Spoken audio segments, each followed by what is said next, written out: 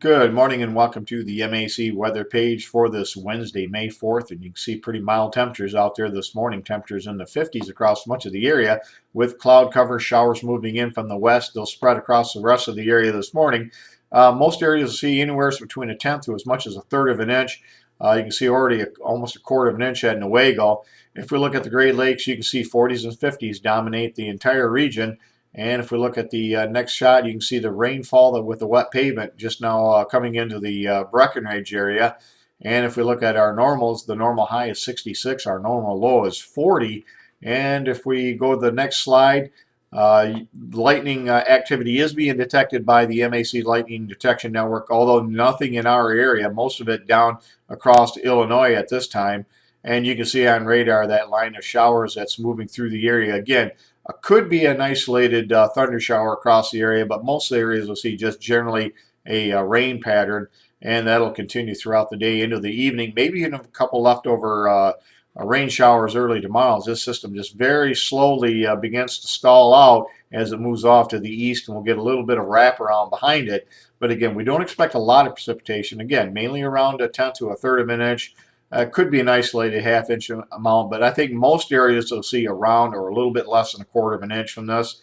If we look at the soil conditions out there this morning, you could see we have approached the 50-degree level at the 2, 8, and 16-inch levels. And with cloud cover, we're not going to really go up much in the way today, but we shouldn't fall that much neither. And you can see no dew out there this morning with the cloud cover and a bit of a breeze in the thumb area. Obviously wet across the Newaygo area. And the precipitation now just moving into the Breckenridge area as well.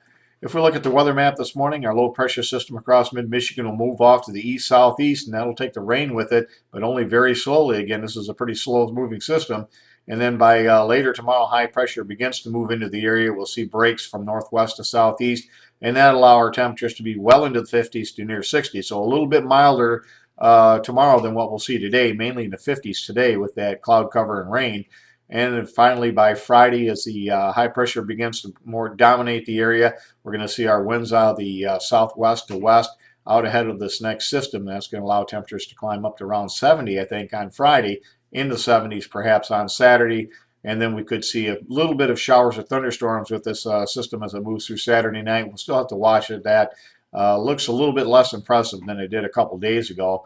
If we look at the overall precipitation over the next 7 days, much of this coming with the system today, a little bit coming from Saturday night, Sunday system. And if we look at the next slide, you can see this is the Gulf of Alaska. And this has been the setup for about 2.5 years now, and that provided for a couple of cold winters. And this last winter actually was a little bit cooler when you consider how strong the El Nino event was.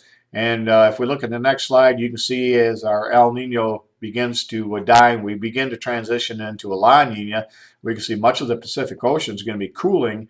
And if we look at the latest area around the tropics, the equator area, you can see where the colder water is really beginning to develop. And we're going to go right into a pretty strong La Nina, setting up the summer pattern that we talked about. And eventually we're going to see that ridge settle across the Great Lakes and give us some pretty warm air. But right now we're kind of being delayed, and there's a reason that this is happening. 2 days ago, I was talking about the 6 to 10, the 8 to 14, and the week 3 and 4 on the GFS having some really warm air. Well, I forgot the golden rule, and the golden rule is one must not simply trust the GFS. And so we see Daryl with his head up and saying, why? Well, other factors should have been considered when I was looking at that warm GFS, and we've had a pretty substantial crash in the SOI really for almost 3 weeks now. And what this implies is troughing across the eastern U.S. And until we see this go into flip to a positive, and we're going to continue to see much the same as what we have now. This air mass over the eastern U.S.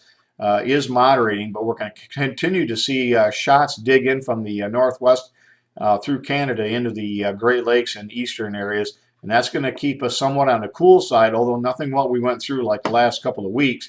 I think will be a more moderate brand of cool air, but eventually we're going to see those ridges develop, and that'll allow us to get warmer. But you can see over the next 6 to 10 days, and the 8 to 14 day also very similar. I think we're going to see conditions near to slightly below normal again, until we see that ridge begin to build over the Great Lakes, and that's not going to be for another couple of weeks as it looks right now, but still not overall too bad, with again precipitation near to slightly above normal, so nothing earth-shattering as it looks right now. Thanks for stopping by and have a great day, and 73s to all.